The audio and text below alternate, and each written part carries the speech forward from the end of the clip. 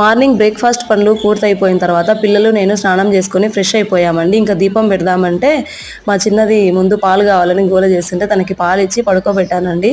నా పాలు తాగితేనే నిద్రపోతుంది, కానీ ఇంకా మొండికి ఈరోజు డబ్బానే గరిపించేసి ఉయ్యాలేసి ఊపానండి, పడుకుంది. ఇంకా దీపం పెట్టేసి ఇంకా రైస్కి పెట్టేశాను. ఆఫ్టర్నూన్కి బెండకాయ చేస్తున్నానండి.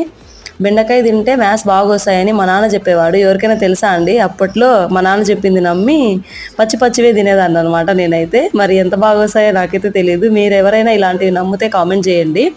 ఇంకా ఇంకో చిన్న సజెషన్ ఇవ్వండి నాకు. పిల్లలు పాలు ఎలా మానిపించాలో కొంచెం చెప్పండి. మా పెద్ద పాపను పాలు మానిపించడం చాలా ఈజీ అయింది. మా అమ్మ దగ్గర ఉన్నాను కాబట్టి అప్పుడు మా అమ్మ దగ్గర 4 days ఏమో ఉంచి నేను మా అత్తగారి ఇంట్లో ఉన్నాను. అది అలా మర్చిపోయింది. ఎప్పుడు మర్చిపోయిందో కూడా తెలియకుండానే అయిపోయింది. మా చిన్న పాపతో మాత్రం చాలా కష్టంగా ఉంది. నైట్ టైం నిద్ర ఉండట్లేదు. ఇంకా నేను పక్కన పడుకుంటే ఇంకా ఎక్కువ చేస్తుంది. నైట్ అంతా మేల్కోడి తాగుతూనే ఉంటుందండి.